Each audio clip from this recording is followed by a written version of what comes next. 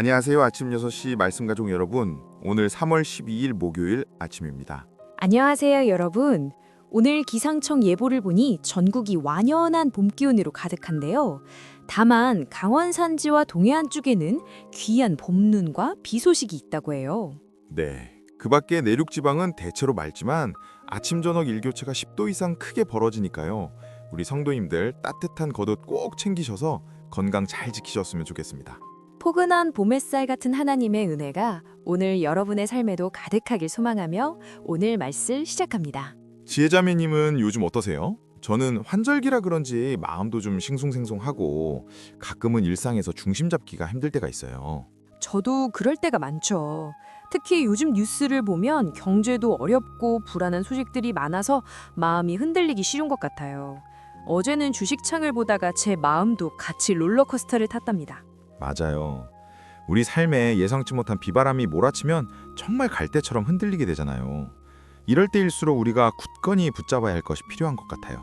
그래서 오늘 우리가 나눌 말씀이 더 귀하게 다가옵니다.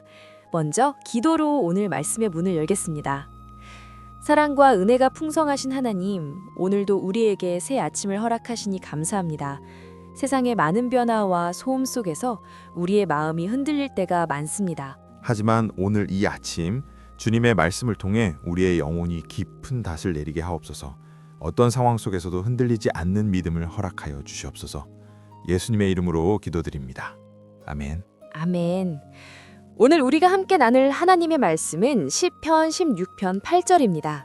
내가 여호와를 항상 내 앞에 모심이여 그가 나의 우편에 계심으로 내가 흔들리지 아니하리로다. 오늘 말씀의 핵심은 내가 여호와를 항상 내 앞에 모신다는 것입니다. 다윗은 수많은 위협 속에서도 흔들리지 않을 수 있었던 비결을 바로 여기서 찾았습니다.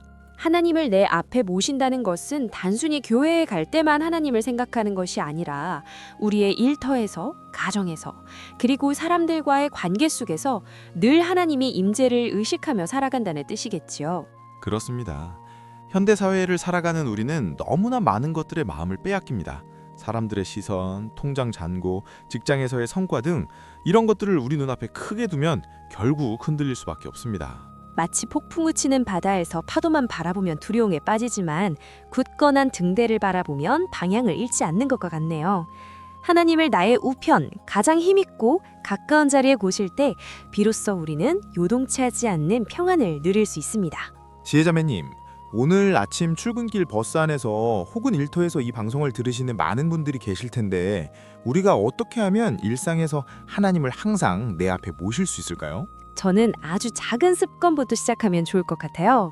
중요한 결정을 내리기 전에 하나님이라면 어떻게 하셨을까 아주 짧게 묻는 것만으로도 내 앞에 계신 하나님을 인정하는 훌륭한 방법이 될 수 있습니다.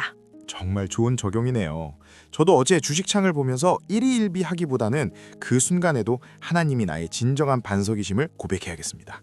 세상의 소식이 아닌 주님의 약속에 주파수를 맞출 때 우리는 내가 흔들리지 아니하리로다 라는 다윗의 담대한 고백을 우리의 것으로 만들 수 있습니다. 맞습니다.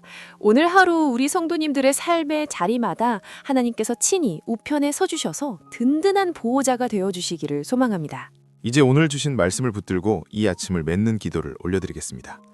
우리의 반석이 되시는 하나님, 시편 16편 8절의 말씀처럼 우리가 항상 여호와를 내 앞에 모시며 살아가기를 원합니다. 오늘 하루도 치열한 삶의 현장으로 나아가는 성도들의 발걸음을 지켜주시옵소서. 뜻하지 않은 어려움을 만나거나 마음이 불안해질 때 나의 우편에 계신 하나님을 바라보게 하옵소서. 세상의 가치관에 흔들리지 않고 오직 진리의 말씀 위에 굳게 서게 하옵소서.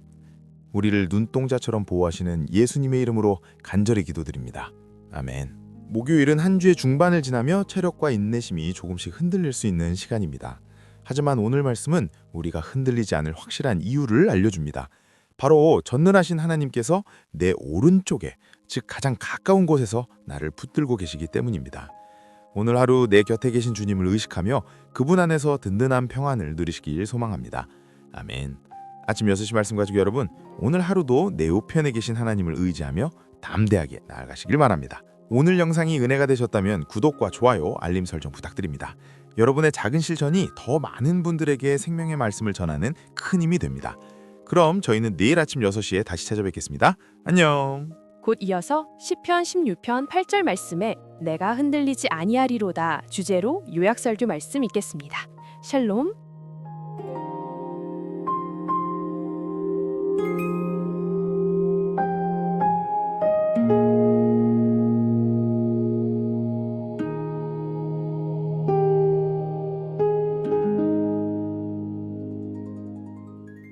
내가 여호와를 항상 내 앞에 모심이여 그가 나의 오른쪽에 계심으로 내가 흔들리지 아니하리로다. 시편 16편 8절. 안녕하세요. 흔들리는 세상 속에서 참된 평안을 짚어보는 시편 16편 8절 핵심 요약입니다. 우리가 일상을 바쁘게 살아가다 보면요. 인내심이 훅 고갈되고 마음이 갈피를 못 잡고 흔들릴 때가 참 많잖아요.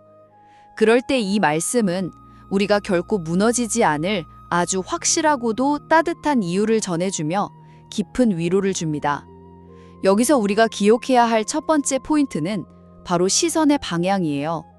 사실 우리 삶의 중심을 결정하는 건 지금 처한 막막한 환경이 아니라 우리가 과연 어디를 보고 있느냐거든요. 다윗이 그 엄청난 위기 속에서도 주님을 늘 자기 앞에 모셨던 것처럼 말이죠. 내 앞에 문제 대신 하나님을 바라보는 것, 이게 바로 흔들리지 않는 삶의 첫걸음입니다. 둘째로 기억할 점은 하나님이 저 멀리 계신 분이 아니라 가장 가까운 내 오른쪽에 계신다는 사실이에요. 오른쪽은 보호와 동행의 자리잖아요. 즉 전능하신 주님께서 바로 내 곁에서 나를 아주 단단히 붙들고 계신다는 뜻입니다. 마지막으로 이렇게 주님을 중심에 모신 사람은 험난한 파도 속에서도 절대 방향을 잃지 않아요. 물론 살면서 흔들림이 전혀 없을 순 없겠죠. 하지만 거센 상황 속에서도 결코 완전히 무너지지는 않는 그런 든든한 평안을 누리게 되는 겁니다. 결론적으로 전능하신 하나님을 내 가장 가까운 곳에 모시고 시선을 고정할 때 우리는 상황을 넘어선 든든한 평안을 경험하게 됩니다. 오늘 하루도 내 곁에 계신 주님을 의식하며 그분 안에서 든든한 평안을 누리시길 소망합니다. 감사합니다. 곧이어 이 말씀에 대한 심층 분석이 진행될 예정이니 계속 함께 해주세요.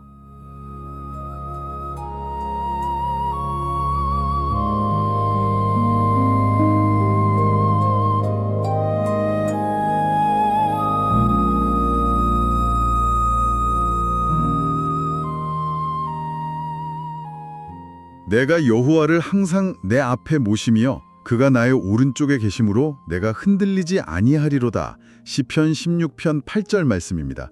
청취자님, 안녕하세요. 네, 반갑습니다. 바쁘게 굴러가는 일상의 한가운데서 체력과 인내심이 조금씩 바닥나고 마음이 이리저리 흔들릴 수 있는 참 고단한 시간을 보내고 계시지는 않은지요? 맞아요. 끊임없이 밀려오는 일, 또 복잡하게 얽힌 사람들과의 관계 속에서 때로는 깊은 한숨이 나오기도 하잖아요. 네. 이유 모를 불안감이 마음 한구석을 서늘하게 스치고 지나가는 그런 평범하고도 치열한 일상을 묵묵히 견뎌내고 계실 청취자님에게 오늘 이 시간이 아주 깊고 따뜻한 위로가 되기를 바랍니다. 네, 오늘 우리가 깊게 파헤쳐볼 주제의 목표도 아주 분명하죠. 맞습니다. 세상의 거센 파도와 전혀 예측할 수 없는 매서운 바람 속에서도 우리가 결코 무너지지 않을 수 있는 아주 확실하고도 든든한 이유를 발견하는 겁니다. 방금 오프닝에서 읽어주신 이 짧고 강렬한 고백이 수천 년이라는 까마득한 시간 동안 얼마나 수많은 사람들의 무너진 마음을 다독이고 다시 굳건하게 일으켜 세웠는지 모릅니다. 진짜 그 생명력이 대단한 텍스트죠. 네. 그래서 오늘 우리는 이 오래된 고백이 품고 있는 깊은 의미를 가장 일상적이고 청취자님의 마음에 직접 와닿을 수 있는 쉬운 언어로 함께 짚어보려고 합니다. 우리가 벼랑 끝 같은 위기 속에서도 어떻게 그토록 완벽한 평안을 누릴 수 있는지 그 놀라운 비밀을 함께 발견해 보시죠. 오늘 우리가 다루는 이 텍스트에 다윗의 믹담이라는 아주 독특한 제목이 붙어 있습니다. 제가 이 부분을 살펴보면서 굉장히 놀랐던 점이 하나 있는데요. 어떤 부분이었나요? 보통 그 믹담이라는 말이 황금처럼 변치 않고 귀중한 시, 그러니까 황금의 시라는 뜻을 가지고 있다고 하잖아요. 네, 황금의 시 맞습니다. 이름만 딱 들었을 때는 뭔가 웅장한 왕궁의 푹신한 소파에 깊숙이 기대어 앉아서 따뜻하고 향긋한 차를 마시면서 아주 평안하게 적어내려간 우아한 시일 것만 같은 느낌이 들거든요. 하하, 충분히 그렇게 생각하실 수 있죠. 그런데 이 시가 쓰인 실제 배경을 보면 상황이 완전히 정반대였습니다. 정반대요? 네, 그 지점이 바로 오늘 텍스트가 가진 가장 강력한 반전이자 핵심입니다. 다윗은 결코 안전하고 안락한 상태에서 이 황금 같은 고백을 짜낸 것이 아니었어요. 다윗이라는 인물이 평생 겪어야 했던 험난한 궤적들을 종합해보면 그는 지금 죽음의 위협이 말 그대로 코앞까지 닥친 몹시 절박한 상황이었습니다. 아, 생명의 위협을 느끼는 순간이었군요. 그렇죠. 자신을 죽이려는 자들에게 쫓기면서 당장 내일의 목숨조차 장담할 수 없는 상황이었어요. 거칠고 메마른 광야의 어두운 동굴 속으로 숨어들어야만 했던 그야말로 극심한 위기와 뼛속까지 스며드는 불안의 한가운데 있었던 겁니다. 와, 상상만 해도 너무 끔찍한데요. 보통의 인간이라면 당연히 그 두려운 환경에 완전히 압도당해야 맞는 거잖아요. 내 목숨을 노리는 적들이 턱 밑까지 쫓아왔는데 도대체 어떻게 그런 평정심을 유지할 수 있었을까요? 생존 본능에 따르면 당연히 자신을 위협하는 포식자, 즉 그 거대한 문제 자체에 온 신경을 곤두세우는 게 맞죠. 하지만 여기서 우리가 진짜 진지하게 들여다봐야 할 점은 다윗의 비상식적일 만큼 침착한 반응입니다. 반응이요? 네, 다윗은 그 캄캄하고 절망적인 환경을 바라보는 대신에 자신의 시선을 오직 하나님께로 완전히 고정하기로 아주 의도적인 선택을 냅니다. 신앙이라는 것, 그리고 내면의 평안을 지켜낸다는 것은 결국 삶의 가장 어두운 순간에 나의 시선을 어디에 둘 것인가를 결정하는 매우 치열하고 적극적인 선택의 문제라는 걸 아주 선명하게 보여주는 대목이죠. 시선의 방향이라 그 말이 정말 깊게 다가옵니다. 술지지 우리도 살면서 감당하기 힘든 거대한 문제를 마주하게 되면 그냥 자연스럽게 온통 그 문제에만 시선이 빨려 들어가 버리잖아요. 맞아요. 그게 사람의 본성이죠. 당장 이번 달 대출 이자는 어떻게 막지? 나를 매일같이 괴롭히는 저 직장 상사 얼굴을 내일 또 어떻게 보지? 혹은 병원에서 들은 그 검사 결과가 안 좋으면 어떡하지? 이렇게 내 눈앞에 닥친 문제만을 현미경 들여다보도 뚫어지게 쳐다보면요. 쳐다보면 볼수록 어때요? 내 안에서 걷잡을 수 없이 자라나는 건 오직 두려움과 패배감뿐이더라고요. 정확한 통찰입니다. 문제를 내 시선의 가장 앞자리에 두면 두려움이 눈덩이처럼 커집니다. 하지만 다윗처럼 그 벼랑 끝 같은 상황에서도 문제를 등지고 하나님을 내 앞자리에 두면 오히려 두려움이 작아지고 믿음이 자라나게 되죠. 아, 문제를 등지고 하나님을 앞자리에. 네, 이 깊은 진리는 수천 년 전 광야에서뿐만 아니라 콘크리트 빌딩 숲을 살아가는 오늘날 청취자님의 삶에도 놀랍도록 정확하게 적용됩니다. 그래서 다윗이 내가 여호와를 항상 내 앞에 모시며 이렇게 고백했던 거군요. 근데 전망자님, 사실 머리로는 이해가 되는데 현실에서 그게 말처럼 쉽지가 않잖아요. 현실적인 적용의 문제죠. 네, 당장 발등에 불이 떨어져서 마음이 새까맣게 타들어가는데 어떻게 항상 흔들림 없이 주님을 내 앞에 모실 수 있을까요? 상황이 좀 풀리고 기분이 좋을 때는 가능하겠지만 불안함에 휩싸이다 보면 시선이 흐트러지는 게 사람의 당연한 본성 같은데 말이죠. 여기서 항상이라는 단어가 주는 무게감이 상당합니다. 바로 그 지점에서 이해를 돕기 위해 아주 직관적이고 쉬운 비유를 하나 들어보고 싶습니다. 청취자님, 지금 머릿속으로 나침반을 하나 떠올려 보시죠. 나침반이요? 네, 나침반이 아주 화려하고 값비싼 보석이 박힌 금상자 안에 들어있든 아니면 투박하고 빛바랜 은상자에 들어있든 그것도 아니면 이리저리 치여서 낡고 흠집이 가득한 나노 상자 안에 던져져 있든 간에요. 맞습니다. 그 상자가 어떻든 간에 나침반의 바늘은 변함없이 항상 한 방향, 즉 북쪽을 향해 흔들림 없이 정렬되어 있습니다. 해시계 역시 마찬가지예요.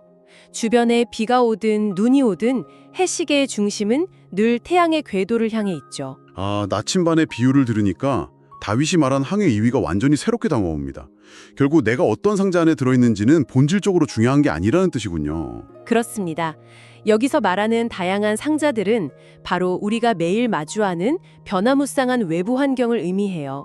내가 지금 경제적으로 여유로워 부유함이라는 상자 안에 있든 잔고가 바닥나 가난이라는 상자 안에 있든 말이죠. 내 몸이 활력 넘치고 건강하든 아니면 병상에 누워 고통받고 있든 또 사람들에게 환호와 인정을 받든 억울한 오해를 받고 고립되어 있든 그 어떤 환경의 상자 안에 담겨 있더라도 내 영혼의 바늘만큼은 늘 주님이라는 변함없는 진리를 향해 고정되어 있다는 뜻입니다. 네, 나의 외부적인 상황이 매일매일 롤러코스터처럼 바뀌어도 내 영혼의 방향타만큼은 흔들리지 않고 꽉 쥐고 있다는 거네요. 네. 낮이나 밤이나 변함없이 영혼의 시선을 주님께 맞추는 이 치열한 훈련, 이것이 바로 다윗이 발견한 무너지지 않은 삶의 첫 번째 비결이었습니다. 기분이 좋을 때나 슬플 때나요? 진짜 멋진 비결입니다. 그렇다면 이 시선의 고정이 실제로 우리 삶에 어떤 물리적이고 감정적인 영향을 미칠까요? 다윗은 주님을 단순히 내 앞에 모시는 것에서 끝내지 않고 한 걸음 더 나아가서 그가 나의 오른쪽에 계심으로 라고 고백합니다. 저는 이 대목이 참 흥미로웠거든요. 오른쪽이라는 구체적인 방향이 등장하죠. 네, 청취자님 지금 잠시 상상해 보시겠어요? 누군가 지금 당신의 가장 가까운 오른쪽 자리에 어깨가 스칠 만큼 바짝 붙어서 함께 걸어가고 있다고 말이죠.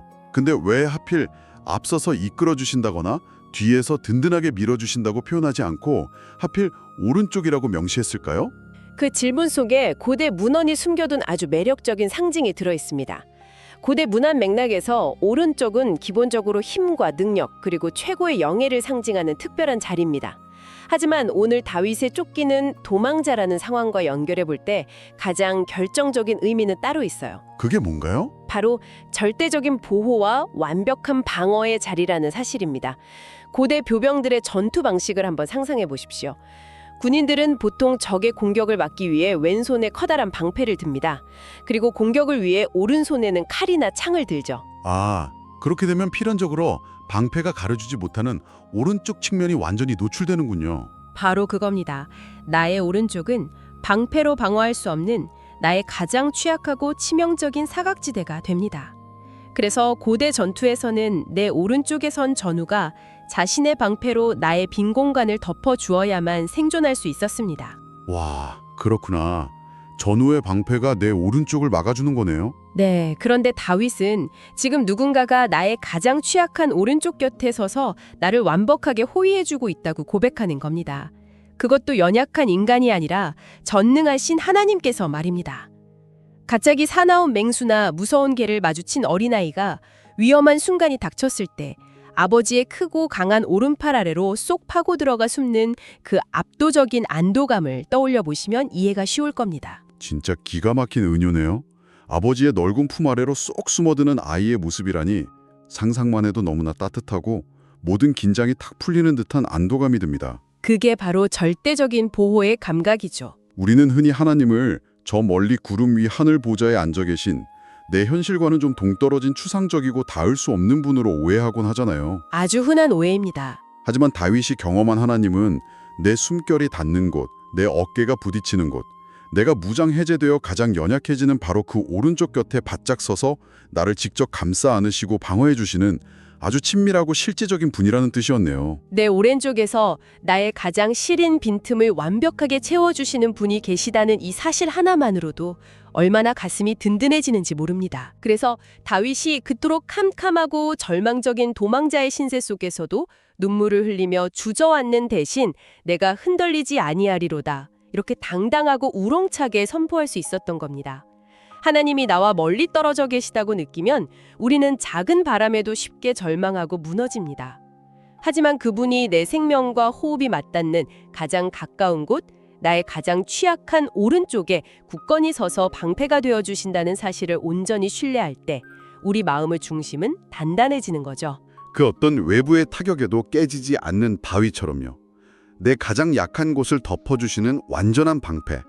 그래서 다윗이 내가 흔들리지 아니하리로다라는 그 유명한 선포를 할 수 있었군요. 맞습니다. 하지만 여기서 현실적인 부분을 하나 짚고 넘어가고 싶어요. 우리가 흔들리지 않는다라고 하면 종종 삶에서 아무런 두려움이나 아픔도 느끼지 않고 슬픔 앞에서도 눈물 한 방울 흘리지 않는 감정 없는 로봇이나 돌부처 같은 상태를 상상하기 쉽거든요. 아, 오해하기 쉬운 부분이죠? 네, 치열한 현실을 부대끼며 살아가는 우리에게 이 흔들리지 않는다는 건 구체적으로 어떤 모습이어야 할까요? 솔직히 거센 비바람이 몰아치는데 머리카락 하나 안 흔들리고 멀쩡할 수는 없는 거잖아요. 아주 예리하고 현실적인 지적입니다. 여기서 말하는 흔들리지 않는다는 의미는 폭풍 한가운데서 전혀 미동도 하지 않는 꽁꽁 얼어붙어 굳어버린 비현실적인 상태를 말하는 게 절대 아닙니다. 거센 태풍이 몰아치면 아무리 수백 년 된 굵은 거목이라 할지라도 그 거대한 가지가 격렬하게 흔들리고 무수한 잎사귀들이 뜯겨져 나가기 마련입니다. 네, 나무 전체가 휘청거리겠죠. 우리도 마찬가지예요. 살아가면서 갑작스럽게 찾아오는 질병, 믿었던 사람과의 관계 단절 혹은 청천벽력 같은 경제적인 타격 같은 거센 시련을 만나면 당연히 극심한 두려움을 느끼고 마음이 갈대처럼 흔들리며 밤새 눈물을 흘리고 깊은 아픔에 신음합니다. 그것은 나약한 게 아니라 살아있는 인간의 지극히 자연스러운 반응입니다. 흔들리는 것 자체가 잘못된 건 아니라는 말씀이시군요. 그렇습니다. 하지만 깊이 뿌리를 내린 거목을 잘 관찰해 보십시오. 태풍에 가지가 찢어질 듯 흔들리고 잎이 다 떨어질지언정 결코 그 깊은 뿌리째 뽑히거나 완전히 쓰러져 죽지는 않습니다. 아, 뿌리는 그대로 박혀 있잖아요. 네, 다윗이 선포한 흔들리지 않음의 진짜 의미가 바로 이겁니다. 고난 앞에서 감정의 흔들림이 전혀 없는 비인간적인 삶이 아니라 아무리 격렬하게 흔들릴지라도 결코 밑바닥부터 무너지지는 않는 삶을 뜻하죠. 내 자신의 알량한 힘과 의지력으로 이 험한 세상을 악착같이 버텨내는 게 아닙니다. 그럼 무엇으로 버티는 걸까요? 내 오른쪽에 계신 하나님의 그 절대적이고 전능하신 힘이 나의 존재의 뿌리를 꽉 붙들고 계시기 때문에 나의 인생이라는 나무가 결코 송두리째 무너져 내리지 않는다는 아주 따뜻하고 강력한 선언인 거죠. 흔들림이 없는 삶이 아니라 흔들려도 결코 무너지지 않는 삶이다. 와, 이 통찰이 정말 깊은 위안을 줍니다. 우리는 살면서 마음이 조금만 불안해지거나 두려움이 밀려오면 내가 믿음이 부족해서 내가 멘탈이 약해서 이렇게 또 흔들리는구나 하며 스스로를 자책하고 깎아내리기 쉽잖아요. 네, 참 많은 분들이 그렇게 자책하시죠. 그런데 비바람에 가지가 흔들리는 것 자체는 살아있다는 증거이자 자연스러운 일이며 중요한 것은 내 곁에 굳건히 버티고 계신 주님 덕분에 결국 내 뿌리가 뽑히지 않고 폭풍이 지나간 자리에 다시 생명력 있게 일어설 수 있다는 뜻이었군요. 아주 정확하게 정리해 주셨습니다. 그렇다면 내 곁에 계신 주님을 의식하고 내 영혼의 나침반을 고정하며 살아갈 때 궁극적으로 우리의 내면과 일상에는 어떤 구체적인 변화들이 일어나게 될까요? 다윗의 이어지는 고백들을 천천히 음미해 보면 그 변화가 얼마나 총체적이고 깊은지 알 수 있습니다. 그는 이러므로 나의 마음이 기쁘고 나의 영도 즐거워하며 내 육체도 안전히 살리니 라고 노래합니다. 영과 육체가 모두 안전하다고요. 네, 하나님을 온전히 신뢰하며 그분을 자신의 가장 취약한 오른쪽에 모신 사람의 내면에는 상황이나 환경이 결코 흉내낼 수도 빼앗을 수도 없는 벅찬 기쁨이 깊은 샘물처럼 차오르기 시작합니다. 마음과 영혼, 즉 보이지 않는 내면의 평안함은 두말할 것도 없고요. 진짜 완벽한 평안이네요. 심지어 내일 죽을지도 모른다는 극도의 스트레스와 긴장 속에 굳어있던 그의 육체마저도 안전함과 편안한 이완을 누리게 된다는 겁니다. 몸과 영혼 전체가 파괴적인 불안에서 벗어나 충만한 생명력으로 가득 차게 되는 완벽한 샬롬의 상태인 거죠. 불안에 시달려본 분들은 아실 겁니다. 마음이 불안하면 당장 소화가 안 되고 심장이 뛰고 불면증이 오면서 육체가 먼저 고통스럽게 반응하잖아요. 그렇죠. 몸이 제일 먼저 알죠. 그런데 내 오른쪽의 완벽한 방패를 의식하는 확신이 뇌의 긴장을 풀고 육체의 물리적인 평안까지 가져다 준다는 사실이 정말 경이롭습니다. 게다가 다윗은 이 시에서 특별히 밤의 시간을 언급하잖아요. 밤마다 내 양심이 나를 교훈하도다 라고요. 네, 밤이라는 시간이 참 특별하죠. 흔히 밤이라고 하면 온갖 걱정과 불안이 스물스물 기어올라서 뒤척이게 되는 시간인데 그 캄캄한 밤에 도대체 어떤 놀라운 일이 일어난다는 건가요? 깊은 감정과 윤리적 양심이 자리 잡은 곳을 뇌가 아니라 심장 혹은 콩팥, 즉 내장 깊은 곳이라고 생각했어요. 콩팥이요. 아주 깊숙한 내면이네요. 네, 깊고 고요한 밤은 세상의 모든 소음과 분주함이 잦아들고 오롯이 나 자신의 가장 깊은 내면과 직면하게 되는 아주 고독한 시간입니다. 그래서 평소에 억눌러 두었던 두려움이나 미해결된 불안들이 걷잡을 수 없이 크게 밀려오는 시간이기도 하죠. 맞아요. 현대인들에게 새벽 2시는 막연한 불안감에 끝없이 스마트폰을 스크롤하며 내면을 갉아먹는 시간이 되기 일쑤니까요. 그렇습니다. 하지만 다윗에게 그 밤은 전혀 다른 질감의 시간이었습니다. 그의 오른쪽이 전능자의 방패로 완벽하게 보호받고 있었기 때문에 그 고독한 밤은 생명의 근원이신 하나님께서 그의 양심과 마음의 가장 깊은 곳을 부드럽고 섬세하게 조율해 주시는 시간이었어요. 조율을 해주신다고요? 네, 일종의 내면의 수술실이자 회복의 시간이 된 거죠. 마치 위대한 마에스트로가 오케스트라의 웅장한 연주를 시작하기 전에 음정이 틀어진 악기들을 하나하나 세밀하게 튜닝하듯이 말입니다. 와, 그 비유 너무 좋네요. 악기를 튜닝하듯이. 하나님께서 다윗의 어지럽고 불안한 마음을 따뜻하게 만지시고 지혜로운 교훈과 훈계로 속삭이듯 젤리를 일깨워 주셨다는 겁니다. 내일에 대한 통제할 수 없는 두려움으로 밤을 하얗게 지새우는 것이 아니라 오히려 생명의 길을 환하게 보여주시는 그분 곁에서 충만한 평안을 누리며 새 아침을 맞이할 에너지를 채우는 완벽한 생명의 시간이 된 겁니다. 어두운 밤이 나려 죄른 불안의 시간이 아니라 오히려 흐트러진 내 영혼의 나침반을 정교하게 조율받고 방전된 에너지를 충전하는 은혜의 시간이 된다는 사실이 정말 깊은 울림을 줍니다. 오늘 이렇게 텍스트를 파헤치다 보니 흔들리는 세상 속에서 결코 무너지지 않는 안전한 피난처가 과연 어디에 있는지 아주 분명하고도 실제적으로 배우게 되었습니다. 네, 오늘 깊은 대화를 마무리하며 청취자님에게 아주 조용하지만 일상의 판도를 바꿀 수 있는 도발적인 질문을 하나 던지고 싶습니다. 네, 어떤 질문인가요? 한 가지 흥미로운 사실을 먼저 짚고 넘어가자면 다윗이 이 찬란한 고백을 적어내려간 직후에 그를 죽이려던 왕이 마법처럼 사라졌다거나 그의 도망자 신세가 하루아침에 끝난 것은 결코 아니었습니다. 그는 여전히 오랜 시간 동안 메마른 광야를 떠돌며 춥고 거친 동굴에서 잠을 청해야 했어요. 환경이나 상황은 1mm도 변하지 않았다는 거군요. 맞습니다. 외적인 환경은 그대로였지만 가장 중요한 내면의 주도권이 완전히 넘어간 겁니다. 상황이 나를 통제하는 것이 아니라 하나님이 내 내면을 통제하시게 된 것이죠.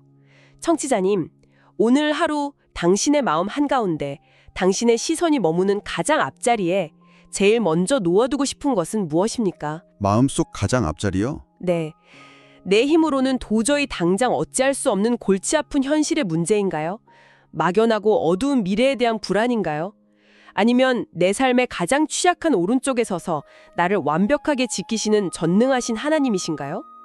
상황이 당장 변하지 않더라도 내 영혼의 방향타를 어디에 둘 것인지 한번 깊이 고민해 보시길 바랍니다. 정말 마음을 찌르는 깊은 질문입니다. 오늘 하루만큼은 우리 어깨를 무겁게 짓누르는 불안과 걱정의 보찜을 잠시 바닥에 내려놓고 나를 가장 안전하게 감싸고 방어해 주시는 주님을 내 시선의 가장 앞자리에 그리고 내 영혼의 나침판이 가리키는 유일한 방향으로 모셔보기를 간절히 권해드립니다. 네, 그렇게 우리의 시선과 주도권을 그분께 넘겨드릴 때에 미친 듯이 요동치던 불안한 마음이 잔잔한 호수처럼 가라앉게 될 겁니다. 비바람이 불어도 결코 뿌리 뽑히지 않는 단단하고 든든한 평안이 당신의 오늘 하루를 가득 채우게 될 것이라 확신합니다. 청취자님, 오늘 하루도 당신의 숨결보다 더 가까이 당신의 오른쪽에 계신 주님을 깊이 의식하며 그분 안에서 결코 무너지지 않는 완전한 평안을 온전히 누리시기를 진심으로 축복합니다. 여기까지 마음이 쉬어가는 곳 말씀 쉼터였습니다. 오늘 나눔이 은혜가 되셨다면 좋아요, 구독 부탁드립니다. 내일 아침 6시 찾아뵙겠습니다.